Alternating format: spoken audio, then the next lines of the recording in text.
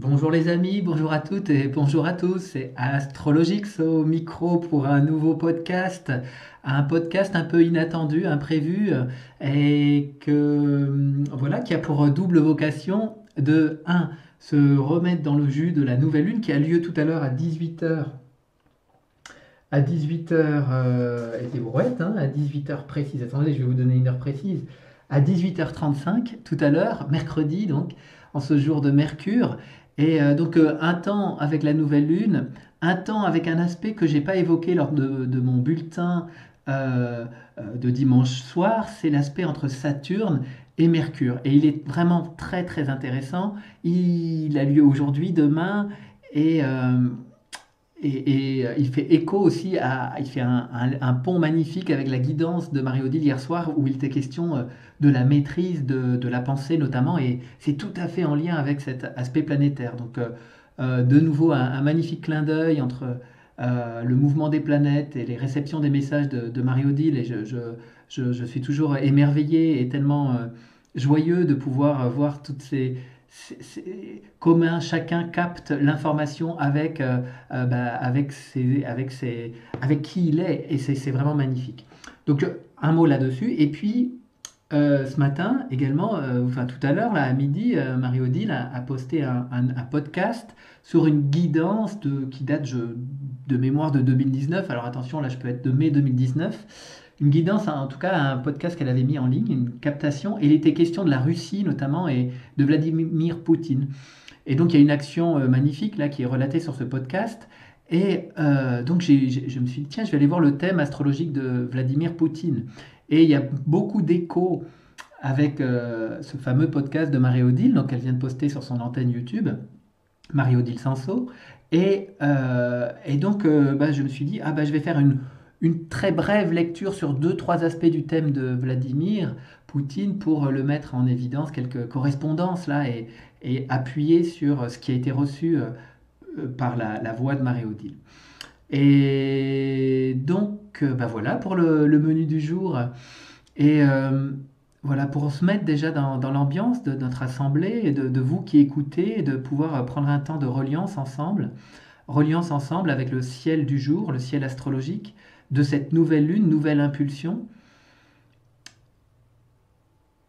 Et voilà, se mettre en lien avec les planètes et tout ça, comment ça se fait? Bah, juste par un retour dans l'instant présent, un retour dans l'instant présent, un retour dans le corps,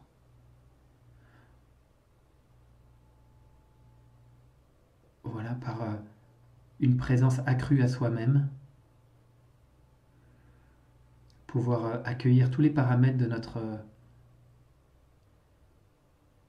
humain, les pensées, les émotions, les ressentis corporels, les sentiments, tout ce qui traverse la conscience et que cela peut être vraiment accueilli.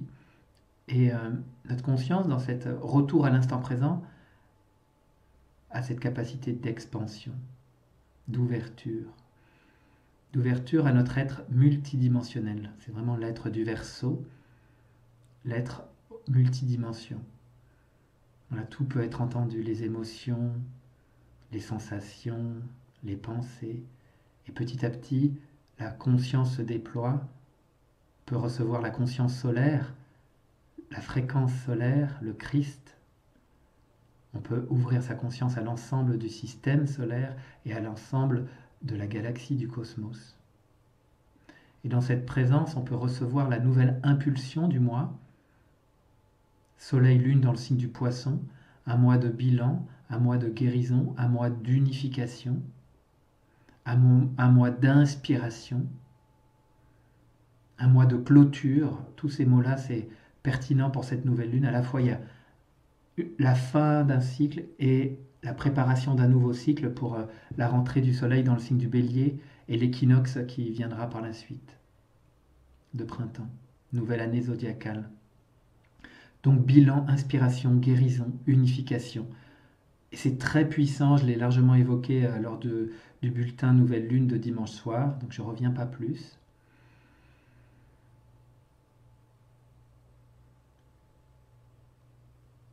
J'avais pas pris soin de lire le symbole sabian, il me semble, de la Nouvelle Lune, et c'est une épée ancienne émoussée par des assauts répétés et exposée dans la vitrine d'un musée. C'est un symbole un peu guerrier, mais qui nous parle de mobiliser vraiment une... Le mot-clé, c'est le pouvoir de la volonté. C'est cette volonté intérieure très puissante, la volonté divine en nous, de pouvoir mobiliser cette présence puissamment pour nous élever au-dessus de la dualité, non pas en la rejetant, mais en l'intégrant totalement et en vivant notre présence sur la terre depuis l'unité. Et ça nous demande une grande volonté, une grande aspiration à s'unir à l'être suprême, à notre je suis, à la conscience la plus élevée, afin de vivre l'expérience humaine depuis cette conscience-là, depuis la souveraineté intérieure, depuis voilà, l'unité en nous. Donc cette énergie va nous accompagner les 28 prochains jours, va nous accompagner tout le printemps avec ce grand aspect que j'y reviendrai encore et encore entre Jupiter et Neptune, qui est un grand aspect de guérison, d'unification, de changement de paradigme, de changement de fréquence.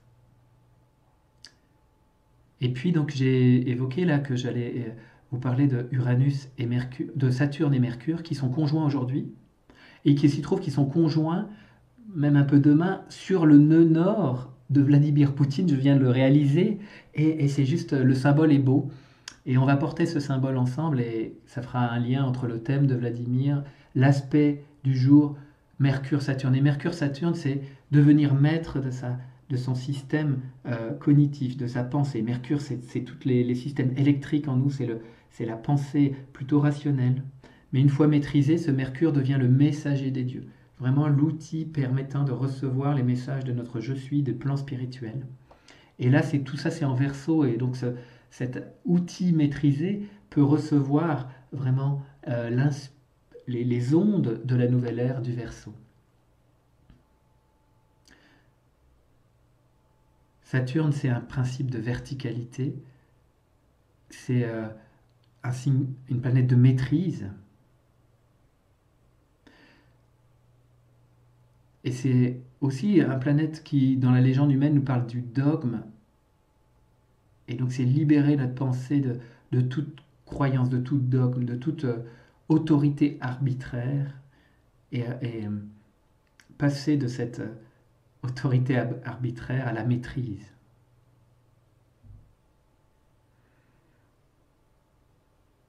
Voilà, je laisse les choses se faire. Je vais faire quelques sons pour porter cet aspect.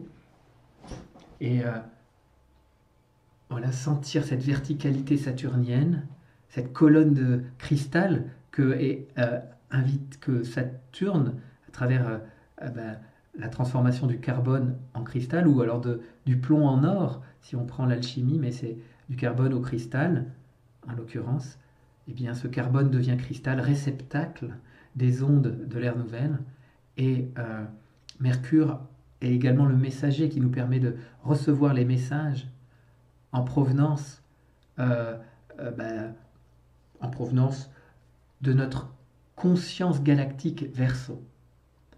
Cet être stellaire que nous sommes, cet être multidimensionnel que nous sommes. Et là, c'est quelque part une maîtrise de notre multidimensionnalité que nous invite Saturne-Mercure, la maîtrise de notre multidimensionnalité.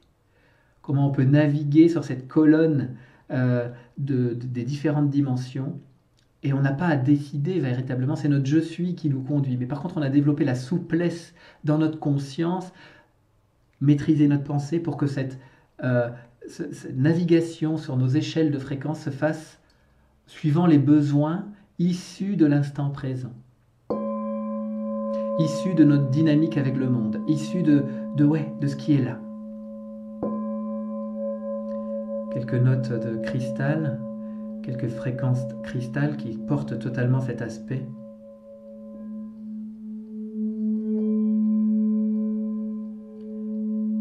Quelques sons.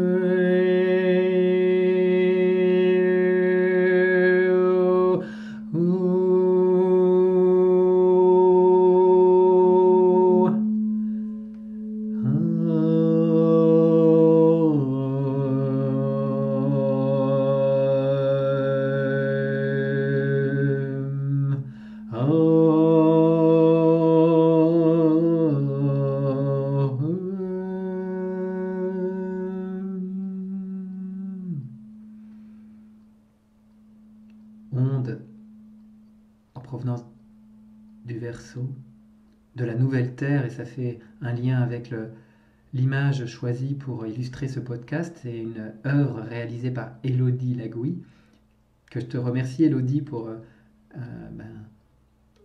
de m'avoir permis de l'utiliser en illustration. Et œuvre qui s'appelle Nouvelle Terre, fréquence de la Nouvelle Terre.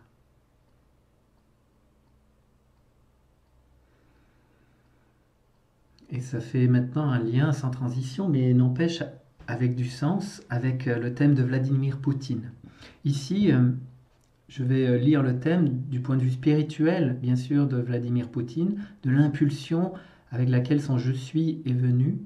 En tout cas, je vais plutôt aller vers ça, et non pas vers ces décisions humaines de adhérer ou pas adhérer au personnage, mais sentir la vibration, la fréquence avec laquelle il arrive, même si effectivement on sait en arrivant sur Terre, il y a souvent une torsion issue de cette matrice, de la matrice qui est créée depuis la croyance en la séparation, et donc qui crée la dualité. Et donc là, effectivement, il peut avoir une torsion du thème, mais c'est intéressant de se relier à son essence. Et tout à l'heure, Marie-Odile, dans le podcast, si vous l'avez pu l'écouter, mais je vous le recommande, donc vous le trouverez sur l'antenne YouTube de Marie-Odile Sanso, eh bien, elle parle d'un tiraillement de Vladimir Poutine entre l'aspiration à la paix et l'aspiration, et puis voilà, les modalités guerrières parfois utilisées dans ce monde. Et parce que c'est effectivement, si je regarde et elle nomme aussi le caractère visionnaire de Vladimir Poutine. Et son thème est un thème de visionnaire, totalement un thème de visionnaire. 4 planètes dans la maison 11, c'est une maison qui nous parle de la fraternité, du futur, de la nouvelle humanité. Donc il a le Soleil dans cette maison, il a Saturne, il a Neptune et il a Mercure. Donc c'est un visionnaire, totalement visionnaire. Et dans le signe de la balance, donc ce qui capte comme information spirituelle, c'est la nouvelle Jérusalem, Jérusalem céleste, les plans unifiés, le monde de l'harmonie, de la paix et de la beauté. Donc ça, c'est son aspiration spirituelle la plus élevée. Il est là pour apporter des éléments pour aller vers ce nouveau monde. C'est bon, des aspects après ambigus, ça demande de la maîtrise pour pouvoir, parce que Saturne c'est les limites, Neptune c'est l'illimité, donc les deux sont conjoints dans son thème, donc ça crée un tiraillement entre la vieille morale saturnienne, la vieille humanité Saturne, et puis l'aspiration à l'unification, à l'amour inconditionnel Neptune. Et ça va demander de tailler son Saturne pour qu'il devienne transparent. Saturne c'est des éléments de karma qui ont besoin d'être transformés. C'est notre plomb qui va devenir or. Et alors là, Saturne devient un contenant, en l'occurrence pour Vladimir Poutine, pour recevoir les fréquences des plans des royaumes unifiés, Neptune. Et il y a Mercure, donc c'est vraiment, il est dans une fonction de messager des dieux, tourné vers le futur. Donc c'est vraiment formidable de pouvoir se relier à l'essence de son je suis qui est venu apporter cette qualité-là au monde. Et vous savez que je vous ai évoqué que son dharma était sur la conjonction Saturne-Mercure de demain, d'aujourd'hui. Mais demain, Mercure et Saturne vont bouger d'1 degré et ils vont être pile poil conjoints à son dharma, à son évolution. Et je vais vous lire le symbole de son dharma parce que ça fait écho là à la notion de la paix. Et l'image symbolique du dharma de Vladimir Poutine, 20e degré du Verseau, c'est une grande colombe blanche porteuse d'un message. Une grande colombe blanche porteuse d'un message. Et le texte, une partie du texte dit « Des efforts consciencieux, soutenus et victorieux sont toujours récompensés par les forces d'en haut. » Donc là, il y a une connexion avec l'esprit, avec le monde spirituel. Donc, bon, il est rajouté, la nature du message dépend de la situation, mais la colombe blanche signifie toujours la paix. Au cœur de cette paix, la valeur de l'individu et de sa victoire trouve sa certification. Et quelque part, il vient, son je suis, dans sa destinée, une grande colombe blanche porteuse d'un message. Il est porteur d'un message de paix. Alors après, attention, hein, je parle bien de la dimension spirituelle de son thème. Après, la manière dont il va jouer la partition, ça c'est l'humain qui va la mettre. Mais il a cette aspiration profonde.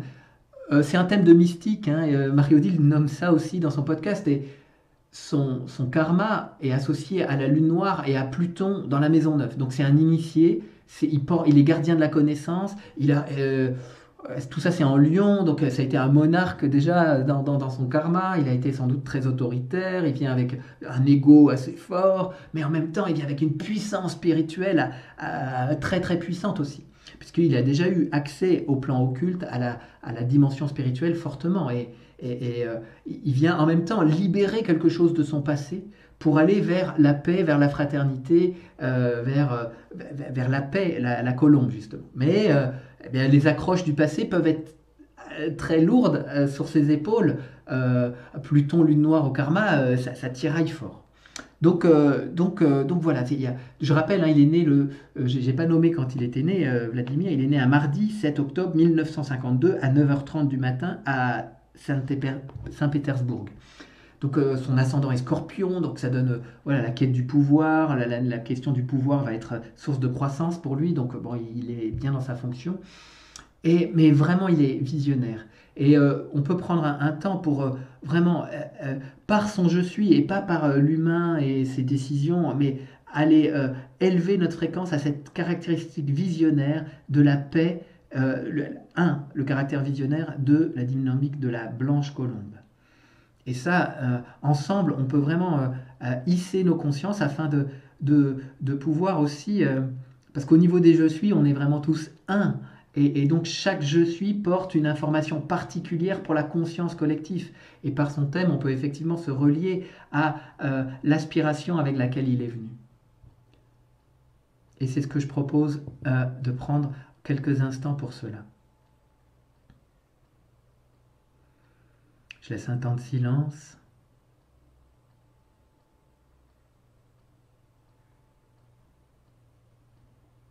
J'ai très chaud. Pour recevoir les ondes supramentales. Je vais faire un léger son.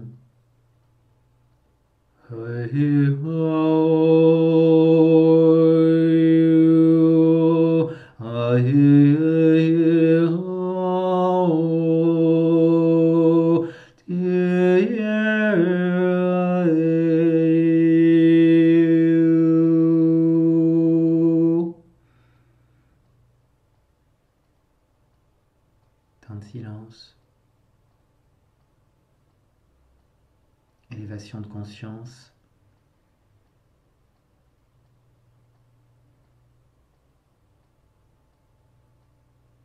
Et là, dans cet instant, je suis de nouveau relié au Christ, à la nouvelle lune, nouvelle impulsion, nouvelle information. Et on peut se relier à l'unification, à la paix, à la guérison, par l'unité retrouvée à l'intérieur de soi.